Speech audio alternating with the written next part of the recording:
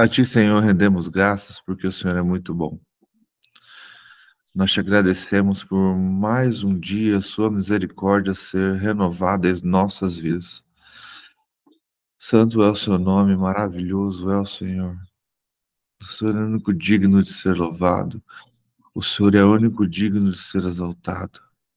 A Ti, Senhor, toda honra e toda glória e todo o poder, Senhor, seja para todos sempre. Vem, Pai, com o Teu reino sobre as nossas vidas.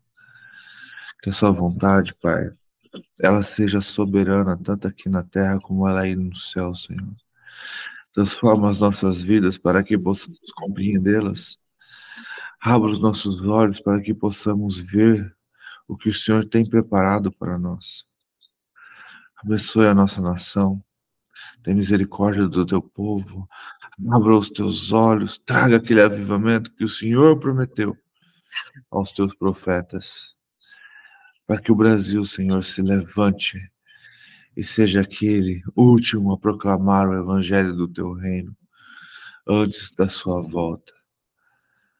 Maranata, Senhor, nós ansiamos a tua presença, nós ansiamos estar diante de ti. Seja, Senhor, com Israel, traga paz para aquele povo, abra os olhos daquele povo para a verdade que só o Senhor tem.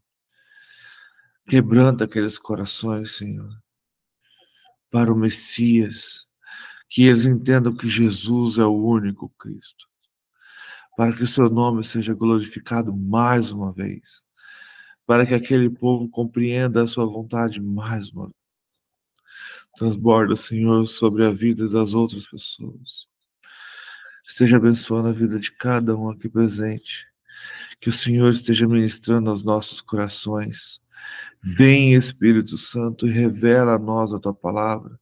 Que possamos ter compreensão de tudo aquilo que o Senhor tem para nós. Que esta palavra venha penetrar em nossos corações, que venha haver real entendimento do teu Espírito. Nos ensina, Senhor, a mudar de nível, a amadurecer segundo a tua vontade, para que as Escrituras comecem a se tornar coisas claras para nós. E tudo isso, Senhor, todas as coisas, seja para a honra e para a glória do teu nome, porque teu é o poder e o reino para sempre. Amém. Amém. Bom dia, Tati. Bora lá, então. Bom dia. Ezequiel 25. A gente está vendo, então, as profecias do mestre. As profecias que o Senhor derramou sobre a vida de Ezequiel. Muitas sobre aquele tempo, muitas que atacam não só aquele tempo, mas toca no nosso também. E agora a gente vai ver sobre Israel sendo destruída, né? E todo o povo em volta zombando de Israel. E aí Deus faz lembrar que a ira deles está sendo derramada, mas não significa que não está doendo. Não significa que essa é a vontade soberana do Senhor. Na verdade, eles estão pagando o preço do que eles plantaram. Só que os povos ao redor de Israel começam a zombar e se aproveitar disso e para atacar Judá. Então Deus mostra que mesmo ele castigando os seus, ele ainda é pelos seus. Profecia contra Amon. A palavra do Senhor veio a mim dizendo: Filho do homem, vire o seu rosto contra os filhos de Amon e profetize contra eles. Diga aos filhos de Amon, ouçam a palavra do Senhor Deus. Assim diz o Senhor Deus, visto que vocês disseram, bem feito, quanto ao meu santuário, quando o meu santuário foi profanado, quando a terra de Israel foi arrasada e quando a casa de Judá foi levantada para o exílio. Eis que os que entregarei ao poder dos filhos do Oriente, que estabelecerão os seus acampamentos no meio de vocês e ficarão morando aí. Eles comerão os frutos e beberão o leite de vocês. Farei de Rabá uma estrebaria de camelos e dos filhos de Amon um curral de ovelhas, e vocês saberão que eu sou o Senhor. Porque assim diz o Senhor Deus: visto que vocês bateram palma, pularam de alegria e com o mais profundo desprezo se alegraram por causa da terra de Israel. Eis que entrarei, eis que estenderei a minha mão contra vocês e os darei por despojo às nações. Eu os eliminarei do meio das nações e os farei perecer do meio dos povos. Acabarei com vocês e vocês saberão que eu sou o Senhor. Profecia contra Moabe. Assim diz o Senhor Deus, visto que Moabe e Seir dizem, a casa de Judá é como qualquer outra nação. Eis que abrirei o flanco de Moabe, começando pelas cidades, sim, pelas cidades da fronteira, a glória daquela terra, Bet-Jesimote, Baal-Meon e Quiriate-Aim. Eu as darei ao povo do Oriente como propriedade, juntamente com os filhos de Amon, para que, desde que haja memória entre as nações, também executarei juízo contra Moabe, e os moabitas saberão que eu sou o Senhor. Profecia contra Edom. Assim diz o Senhor de Deus, visto que Edom se mostrou vingativo para com a casa de Judá e se fez culpado ao extremo, quando se vingou dela. Assim diz o Senhor Deus: também estenderei a minha mão contra Edom e eliminarei dele pessoas e animais.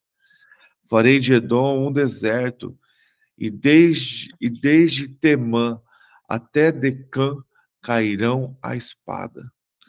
Exercerei a minha vingança contra Edom, por meio do meu povo de Israel, que fará em Edom segundo a minha ira e segundo o meu furor. E os edomitas conhecerão a minha vingança, diz o Senhor Deus. Profecia contra a Filístia.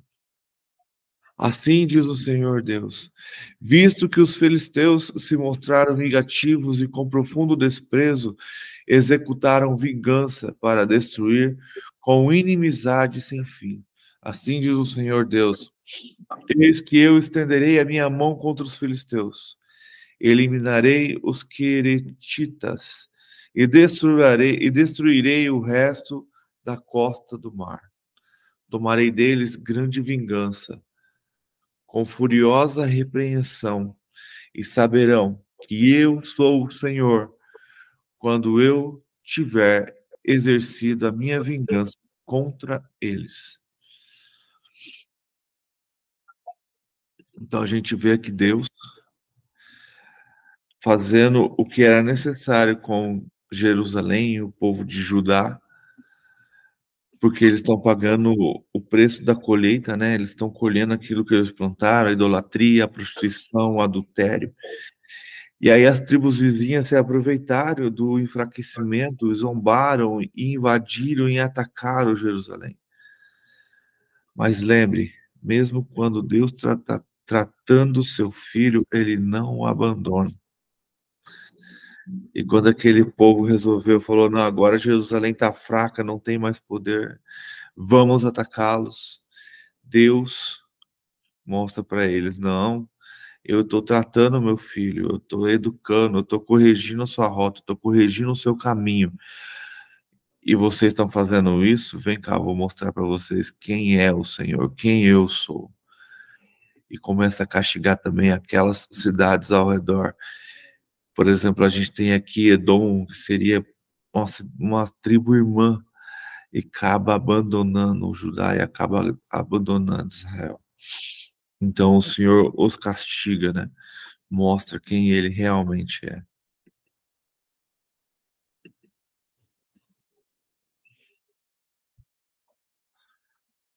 Vamos continuar, então? 26, acredito que vai continuar contra as cidades. Quem quiser, fica à vontade. 26. E aconteceu que no 11º ano, ao primeiro dia do mês, a palavra do Senhor veio a mim dizendo: Filho do homem, por causa do que Tiro disse contra Jerusalém, está quebrado o que era o portão dos povos. Ela virou-se para mim.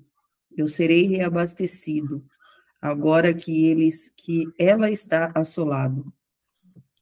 Portanto, assim diz o Senhor Deus: Eis que eu estou contra ti, ó Tiro, e farei com que muitas nações subam contra ti, como o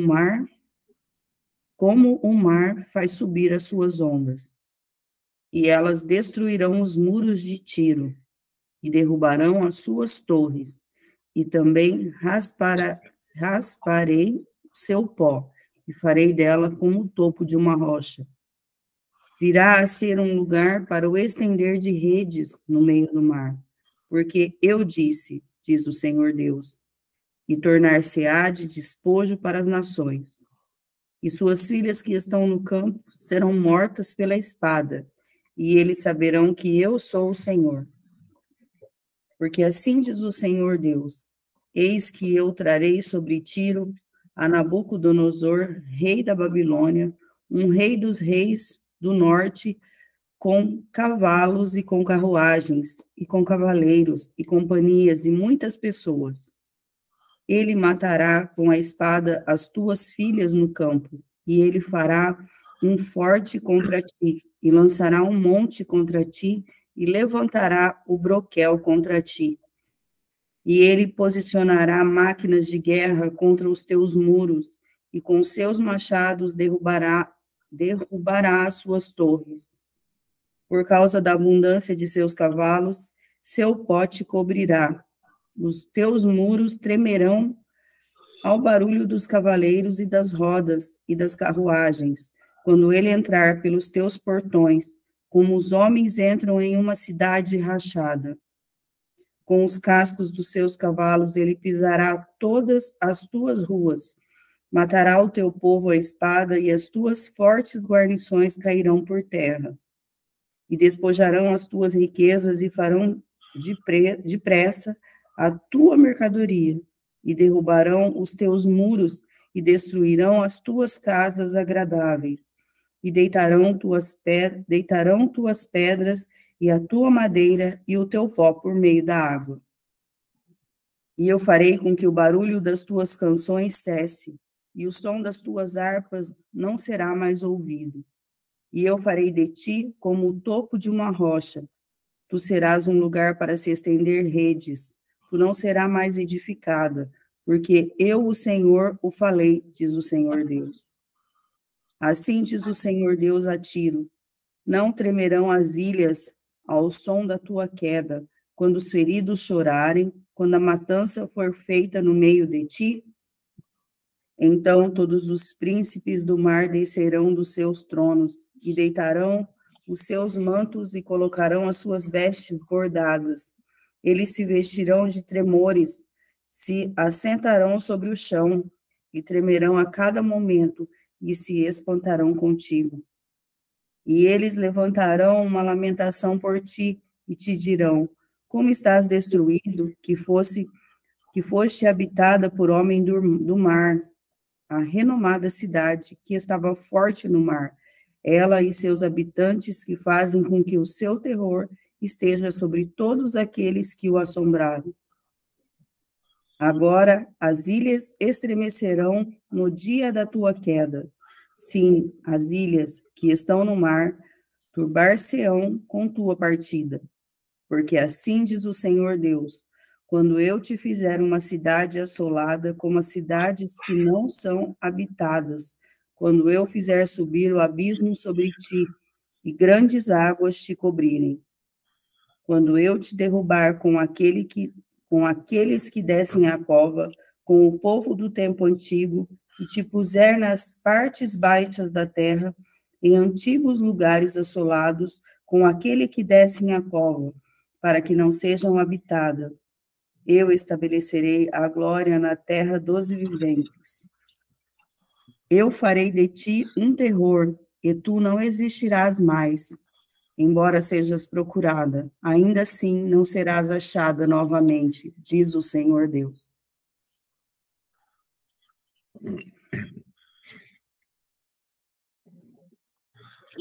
A gente vê Deus castigando também outra nação, né? Outro povo, um rei que se colocou contra Israel.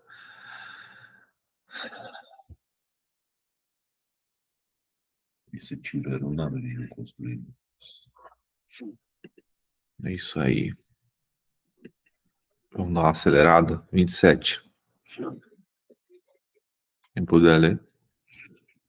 Agora a gente vai ver a lamentação sobre Tiro. Lamentação sobre Tiro. A palavra do Senhor veio a mim dizendo: Filho do homem, faça uma lamentação sobre Tiro. Diga a Tiro que habita nas entradas do mar e negocia com os povos em muitas terras do mar. Assim diz o Senhor: Ó Tiro, você diz que é a perfeição da formosura. As suas fronteiras estão no coração dos mares. Os que a construíram aperfeiçoaram a sua beleza. Fabricaram todos os seus convéses de ciprestes de Senir. Trouxeram cedros do Líbano para fazer o seu mastro. Fizeram os seus remos de carvalhos de Bazã. Os seus bancos fizeram-nos de marfim engastado em pinho de Chipre. A sua vela era de linho fino bordado do Egito para servir de estandarte. Azul e púrpura das ilhas de Elisá eram o seu toldo. Os moradores de Sidom e de Arvade foram os seus remadores, os seus sábios. Ó Tiro, que se achavam de você, esses foram os seus pilotos. Os anciões de Gebal e os seus sábios estavam dentro de você para reparar as brechas. Todos os navios do mar e os marinheiros se achavam dentro de você para comprar as suas mercadorias. Os persas, os lídios e os de Pute serviam no seu exército como homens de guerra. Penduravam em você os seus escudos e capacetes, foram eles que a cobriram de glória. Os filhos de Arvade e o seu exército estavam sobre as muralhas que a rodeavam. E os gamaditas ficavam de vigia nas torres, penduravam os seus escudos nas suas muralhas e aperfeiçoavam a sua beleza. Tarsis negociava com você por causa da abundância de todo tipo de riquezas. Em troca das suas mercadorias, lhe traziam prata, ferro, estanho e chumbo. Javã, Tubal e Meseque negociavam com você em troca das suas mercadorias. Davam escravos e objetos de bronze. Os da casa de Togarma, em troca das suas mercadorias, davam cavalos, jinetes e mulas. Os filhos de Dedã negociavam com você muitas terras do mar, era o mercado das suas manufaturas. Em troca, traziam lentes de marfim e madeira de ébano. A Síria negociava com você por causa da multidão das suas manufaturas. Por suas mercadorias, eles davam esmeralda, púrpura, obras bordadas, linho fino, coral e pedras preciosas. Judá e a terra de Israel negociavam com você pelas suas mercadorias.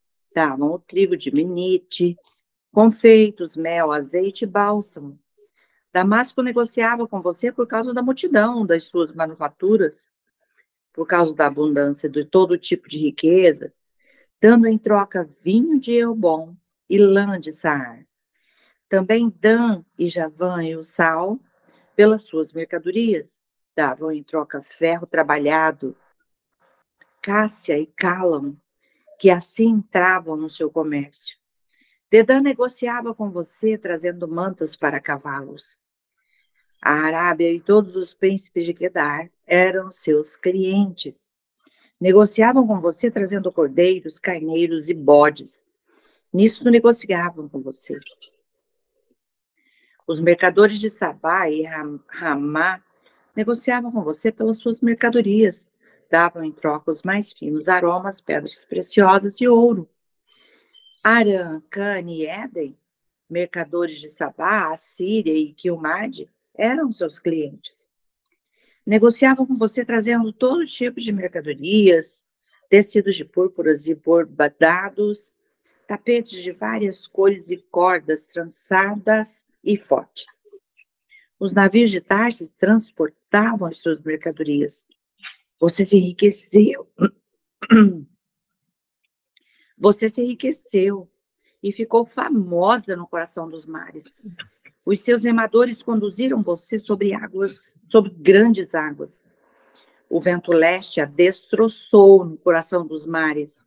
As suas riquezas, as suas mercadorias, os seus bens, os seus marinheiros, os seus pilotos, os encarregados de reparar as brechas, os seus comerciantes e todos os soldados que estavam dentro de você, juntamente com toda a multidão do povo que está dentro de você, se afundarão no coração dos mares no dia da sua ruína, ó Tiro. Ao estrondo da gritaria dos seus pilotos, as praias tremerão. Todos os remadores, os marinheiros e todos os pilotos do mar descerão de seus navios e pararão em terra. Farão ouvir a sua voz por causa de você e gritarão amargamente. Lançarão pó sobre a cabeça e rolarão na cinza. Repararão a cabeça por sua causa. Raparão a cabeça por sua causa. Vestirão roupa feita de pano de saco e chorarão por você com amargura de alma e com amarga lamentação. Em seu pranto farão uma lamentação sobre você, dizendo: quem era como Tiro que agora está sendo reduzido ao silêncio do meio do mar? Quando as suas mercadorias eram exportadas pelos mares, você satisfez muitos povos.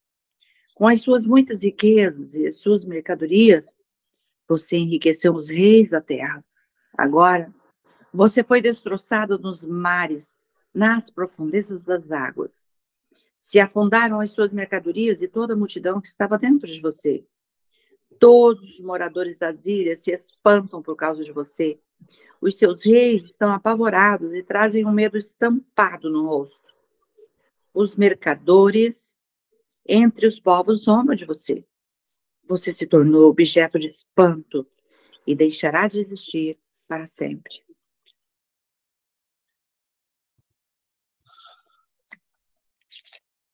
Eu estava trocando uma ideia esse final de semana sobre isso, sobre prosperidade e riqueza, né?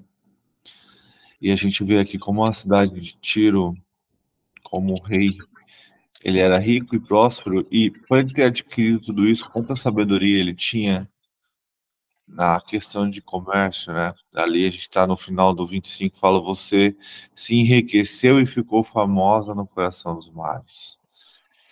E os seus remadores conduziam você sobre as grandes águas, vento, leste. Eu imagino uma grande cidade que navegasse, né? Um grande cara que por isso que ele conseguia atender a todos e a todo mundo. Mas mesmo assim, como a gente estava conversando no final de semana, mesmo com toda a riqueza, se o seu coração não tiver voltado ao Senhor, de nada adianta, nada serve. E aí a gente estava conversando e falou: cara, como que eu faço para ser próspero? Porque muitos dizem que eu preciso ser pobre, que a Bíblia fala. Não, a Bíblia não fala que você tem que ser pobre. Mas a riqueza vai te fazer o quê? Vai te trazer para próximo de Deus ou vai te afastar? Então, precisamos entender que a riqueza é uma bênção do Senhor quando você já é próspero, sem ter a riqueza, e quando a justiça do Senhor é a primeira coisa que você busca. E aqui a gente vê um rei próspero, um rei rico financeiramente, que ajudava todas as cidades, mas que desafiou Deus, né? E aí a gente continua ainda falando de Tiro no 28.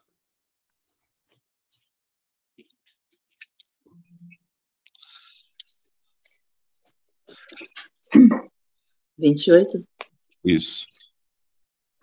E veio a minha palavra do Senhor, dizendo: Filho do homem, diz ao príncipe de Tiro, assim diz o Senhor Deus, porquanto o teu coração se elevou, e disseste: Eu sou Deus sobre as cadeiras de Deus, e me assento no meio dos mares, e não paro, e não és Deus, ainda que estima o teu coração como se fora o coração de Deus.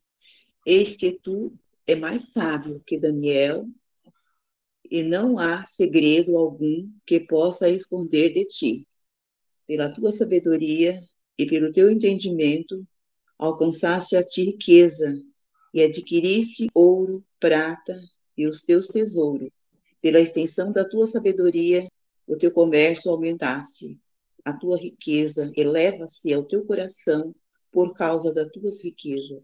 Porquanto, assim diz o Senhor Deus, porquanto estimo o teu coração como se for o coração de Deus. Para isso, eis que trarei sobre ti, estrangeiro, o mais terrível dentre as nações, os quais desbanharão a sua espada contra a formosura, a tua sabedoria mancharão o teu esplendor. Eles te farão descer na cova e morrerá da morte dos transpassados por meio dos mares.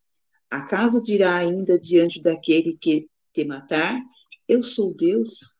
Mas és tu homem e não Deus, e na mão do que transpassa. 10. Da morte do incircunciso morrerá, e não estrangeiro, porque eu falei, diz o Senhor Deus. Veio a minha palavra do Senhor dizendo: Filho do homem, levanta, toma lamentação sobre o rei de Tiro, e dize: Assim diz o Senhor Deus. Tu era no meio da medida cheia de sabedoria e perfeita em formosura. Estivesse em Edom, jardim de Deus, e toda a pedra preciosa era tua, cobertura de sardônia, topázio, diamante, turquesa, ornisque, jaspe, safira, cardiculas, esmeralda e ouro.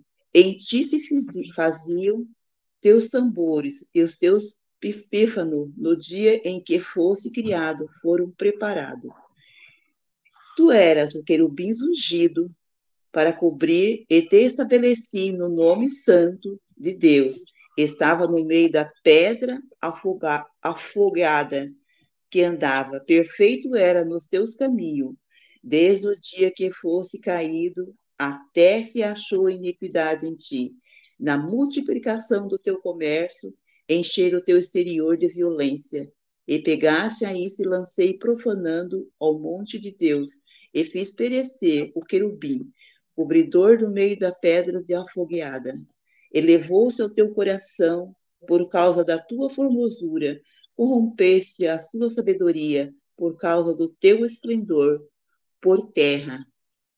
E te lancei diante dos reis e pus para que olhe para ti, pela multidão das tuas iniquidades, pela justiça dos teus comércios, profanasse os teus santuários. Eu fiz sair do meio de ti em fogo, que consumiu, e te tornei cinza sobre a terra, e os olhos de todos que te veem, todos que conhecem entre os povos, estão espantados de ti. Em grande espanto te tornaste, e nunca mais substituirá. E veio a mim a palavra do Senhor, dizendo: Filho do homem, dirige o teu rosto contra Sidom, e profetiza contra ela, e diz: Assim diz o Senhor Deus, eis que contra ti, Sidom, e serei glorificado no meio de ti, e saberão que eu sou o Senhor, quando nela executar juízo e nela me santificar, porque enviarei contra ela e peste, sangue na tua rua, e transpassado cairão no meio dela, estando a espada contra ela, e por todo o lado saberão que eu sou o Senhor. Acerca de Israel, nunca mais terá espinho, que ferirá nem espinho por causa da dor, entre que acha ao redor dela, e despreze, saberão que eu sou o Senhor Deus. Assim diz o Senhor Deus: quando eu congregar a casa de Israel, dentre os povos, dentre os quais estão espantados, e eu me santificar contra eles, perante os olhos do gentio, então habitarão a sua terra, e dei ao meu povo a Jacó, e habitarão nela seguro, edificarão casas, plantarão vinhas, e habitarão seguro, quando eu executar juízo, com a ira de todos que estão ao seu redor, que se desprezam e saberão que eu sou o Senhor, seu Deus. Muito bom. Vocês perceberam de quem ele estava falando, né? Lá no começo. Quem que era o querubim da guarda? Quem que era o querubim ungido que tinha todas as coisas, mesmo assim se engrandeceu e caiu? Era o dono do navio, era? Hã? Aquele usou uma simbologia, né? Para mostrar que Tiro, ele era um grande governador, um cara que tinha posses, mas aí ele já meio que mudou a ideia daquela cidade e trouxe para quem caiu, né? Ele trouxe para... Bom dia, Fabiana. Ele trouxe para mostrar que Tiro, na verdade, estava sendo influenciada pelo príncipe dessa terra, né? Aí, tudo que ele vai falando aqui, ó, ele fala, quem que o rei falava? Ó, visto que seu coração se eleva e você diz, eu sou Deus, sobre a cadeira de um Deus me assento, e no coração dos mares, sendo você um homem simples, e não um Deus. E ali ele fala que ele tinha mais sabedoria que Daniel. Você alcançou poder e se encheu de seus tesouros de ouro e prata. E aí ele continua, visto que você pensa que o seu coração é como se fosse o coração de Deus, e não é. Aí Deus fala que o tratará como um estrangeiro. E ele continua lá no 8, farão para você que você desça na cova, que você desça no abismo. Mas eu achei muito interessante quando ele começa a fazer as lamentações. E ali a partir do 12, ele fala que você era o modelo de perfeição, cheio de sabedoria e perfeito e formoso. Você estava no Éden, jardim de Deus, e se cobriu de todas as pedras preciosas. Aí ele fala o nome das pedras. Os seus engates e ornamentos eram feitos de ouro e foram preparados no dia que você foi criado. Você era um querubim da guarda que foi ungido. Eu o estabeleci.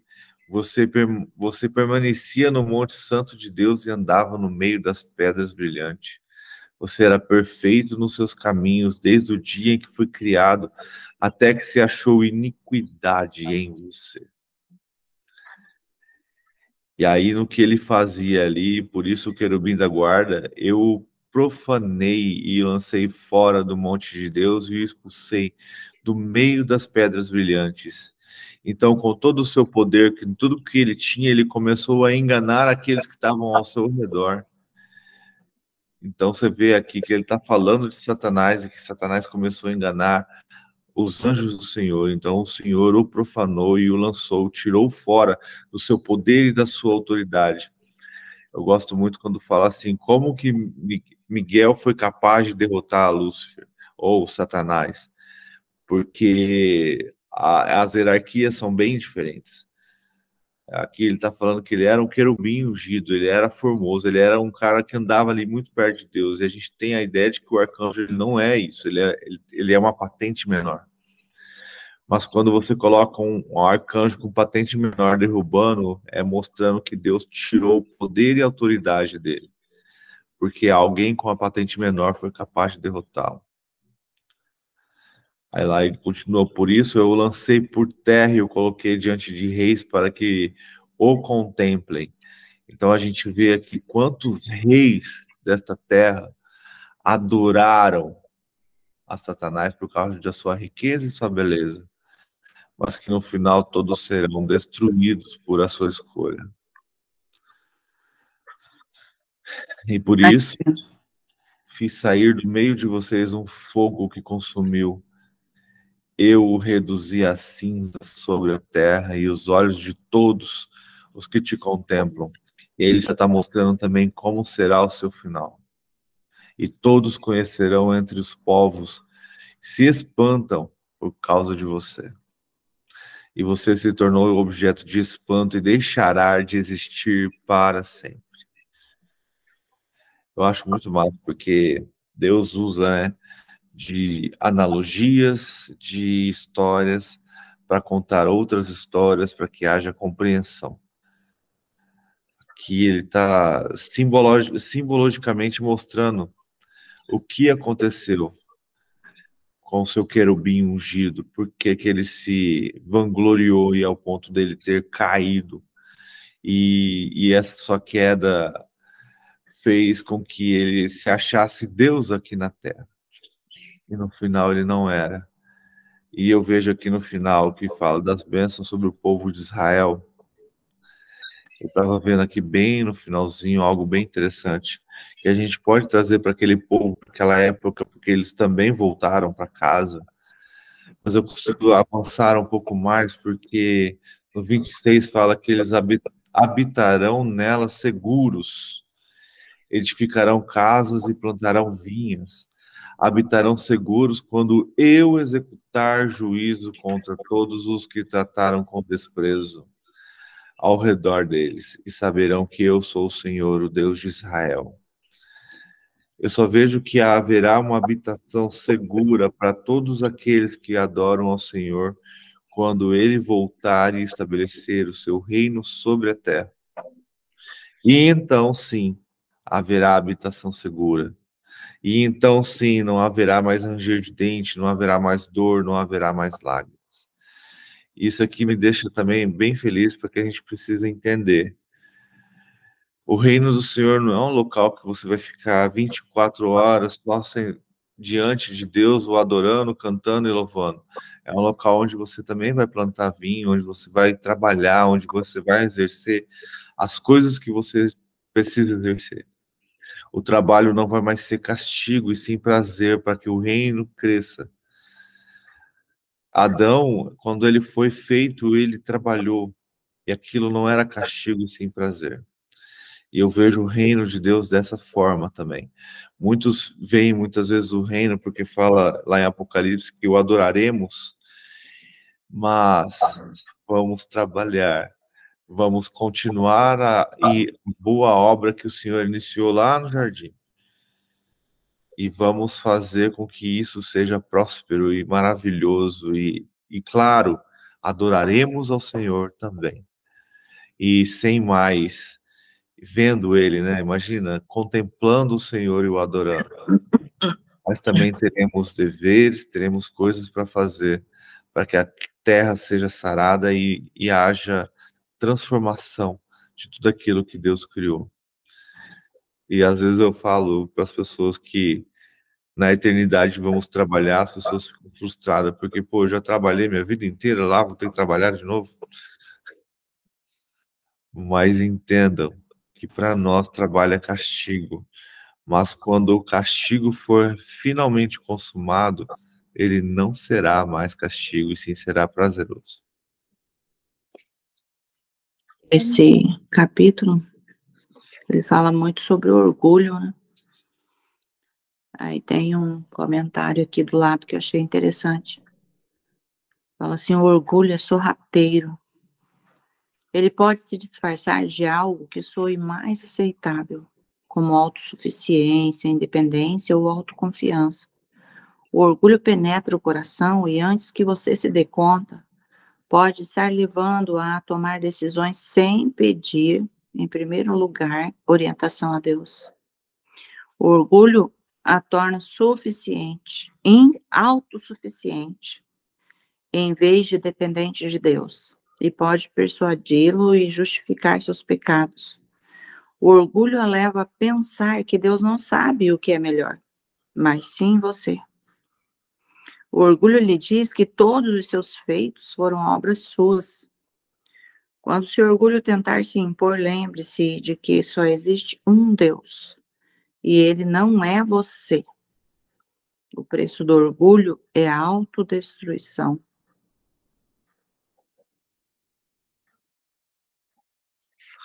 O orgulho precede a queda, né? É. Então, quando você se orgulha daquilo que você é, quem você é, isso vai te derrubar com toda certeza. Somos o que somos por ele, né? Tudo para ele. Dele, por ele, para ele.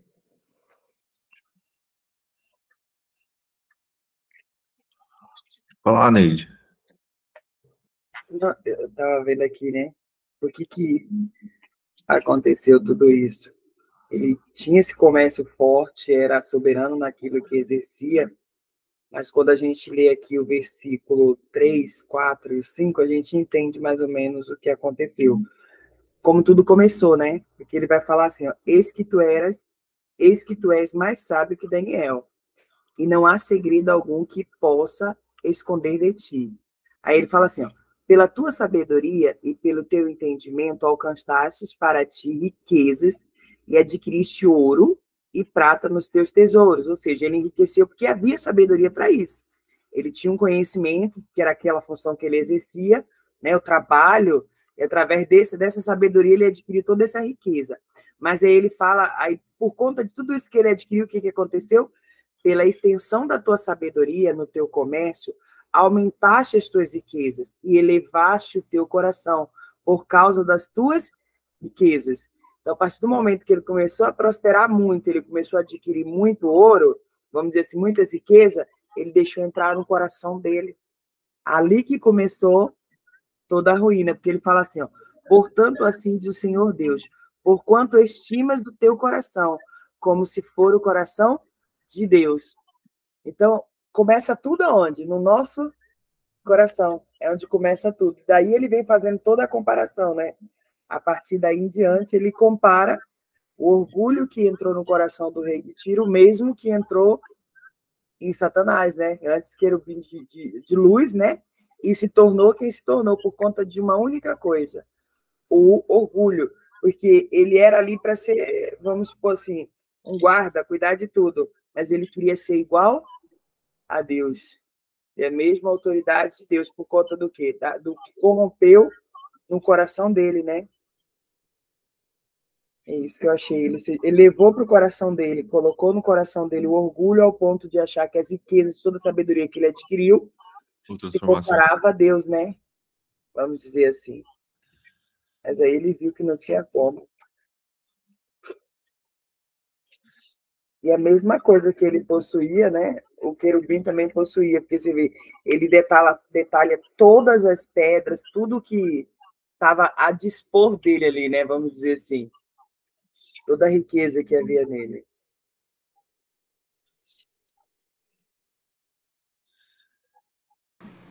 Muito bom.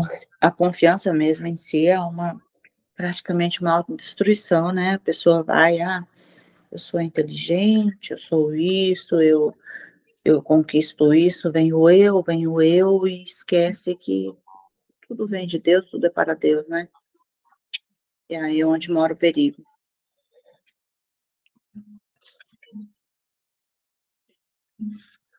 E quantas vezes, né, se a gente parar para pensar, o nosso orgulho, a nossa soberba, a gente estava trocando uma ideia ontem sobre isso, que o desejo do homem é se tornar Deus. Ele quer ser Saber Deus, de todas as coisas, né? Adquirir tudo. ser Deus de si mesmo, né?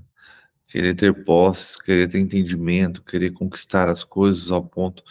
Se a gente vê Nimrod, o que Nimrod queria? Ele queria construir uma torre para chegar ao céu e se tornar rei sobre todos. Ele queria se tornar um grande Deus. E aí a gente vê aí Satanás com esse mesmo poder, essa mesma ideia de querer se tornar Deus. A gente vê Tiro achando que era Deus entre os homens. A gente vê todas essas coisas. E como a riqueza pode levar a isso, sabe? Por isso que quando eu falei lá no começo que muitas vezes a gente quer... a prosperidade tem vários sentidos, né? Mas vamos colocar a prosperidade como riqueza financeira nesse ponto agora aqui. E como isso, se você não tiver sabedoria, vai te derrubar e fazer você cair naquilo que não é certo. Então, por isso que eu volto a bater na tecla, precisamos ter maturidade. Deus está assim, doido para derramar coisas gigantes e maravilhosas nas tuas mãos. Mas você é como uma criança de 12 anos que que se te der a chave de um carro para você sair dirigindo, você vai morrer. Então Deus está querendo que você cresça e amadureça para que Ele te dê isso. Então para que você dirija um carro, você precisa ter maturidade e a idade certa. E o conhecimento. Então, vendo nessa analogia, então Deus está esperando você amadurecer para te dar algo que você deseja tanto. Então Deus fala, olha, as bênçãos estão prontas, tô doido para entregar para você, só que se eu entregar agora, você não vai saber se controlar, você não vai saber o que fazer. Você vai se autodestruir. Então precisamos buscar ao Senhor, buscar entendimento, buscar a sabedoria para que as bênçãos ou as coisas que conquistamos não subam a nossa cabeça ao ponto de abandonar a Deus e nos achar melhor do que Ele. Queria falar, Fabiana?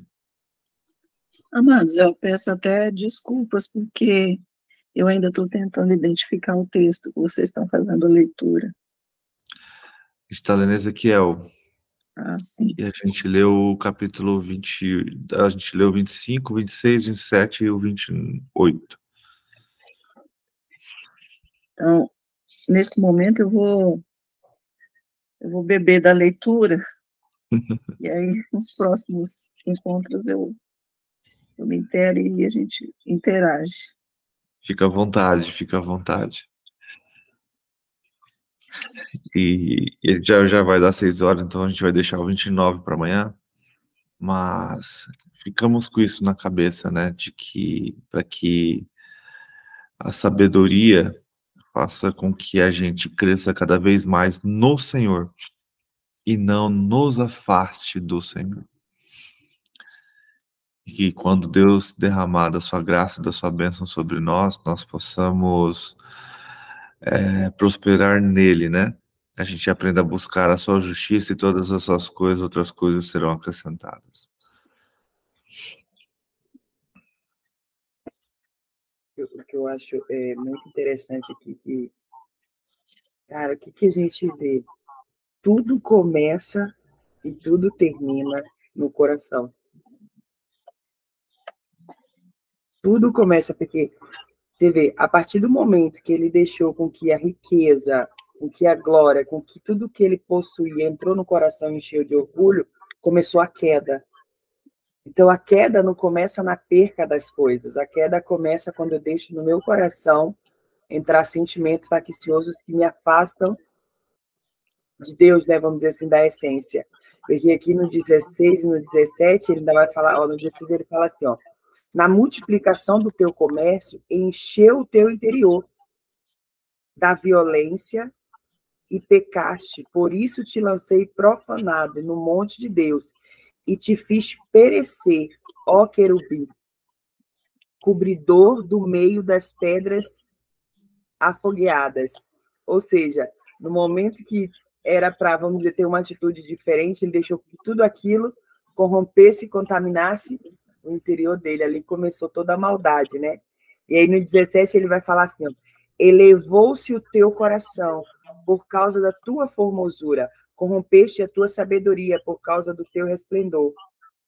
Para a terra te lancei, diante dos reis te pus, para que olhem para ti. Ou seja, tudo aconteceu por conta do coração dele, quando ele fala que para a terra te lancei diante dos reis, para que olhem diante de ti, expus a sua vergonha, para que todos aqueles que estão no mesmo patamar que você vejam o que acontece, né?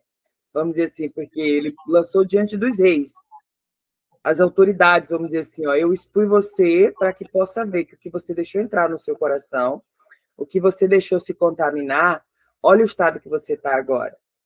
E todos aqueles, vamos dizer, que sentam à tua mesa, que são os reis, os grandes, vamos dizer, eu estou usando assim um exemplo, vai ver a sua nudez agora, vai ver como que você está, eu estou te expondo, né? Mas, cara, se a gente parar para analisar, o segredo de tudo é uma palavra, o nosso coração.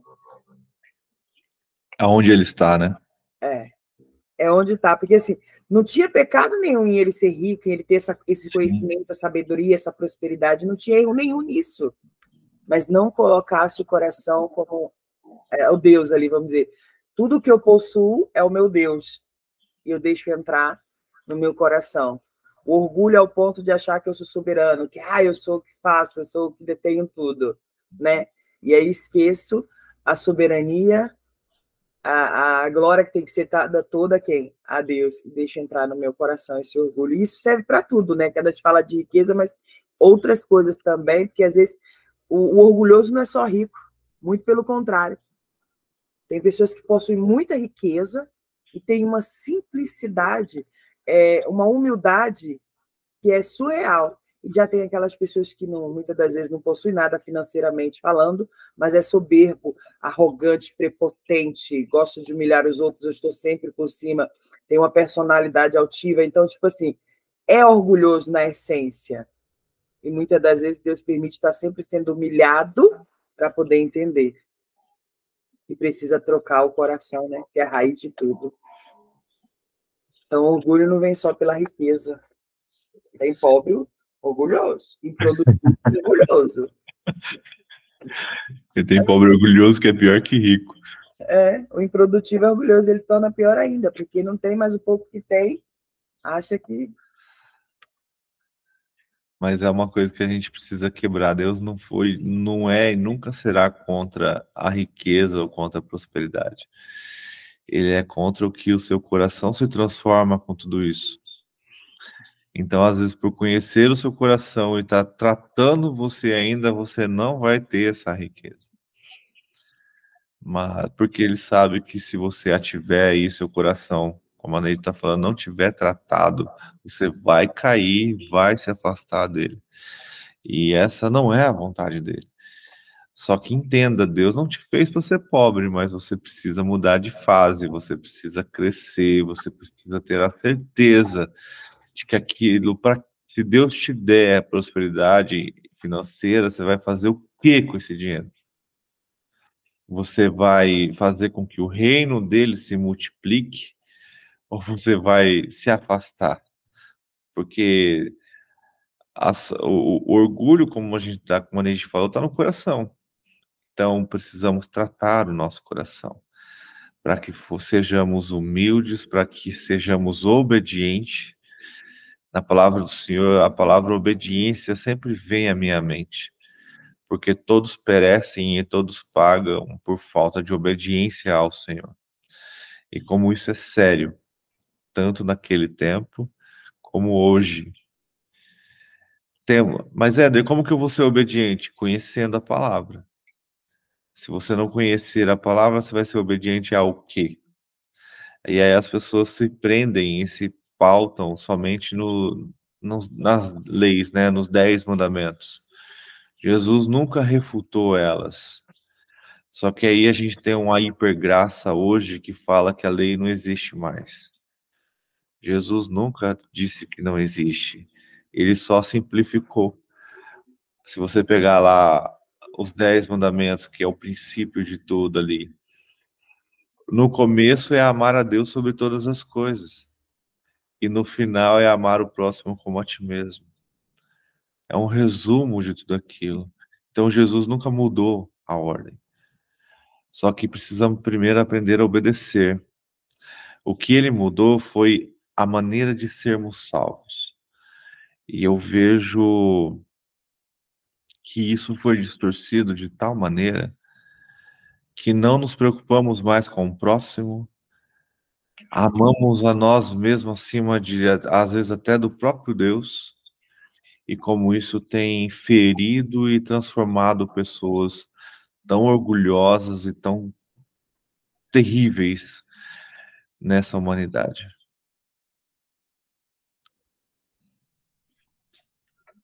que Deus nos dá riqueza e prosperidade para que a gente possa acessar outras pessoas e, através dessas pessoas, a gente possa continuar levando a palavra dele, né? Porque, às vezes, como que você vai acessar uma pessoa muito próspera se você não tiver prosperidade para estar ao lado dele? É como eu vejo o Pablo.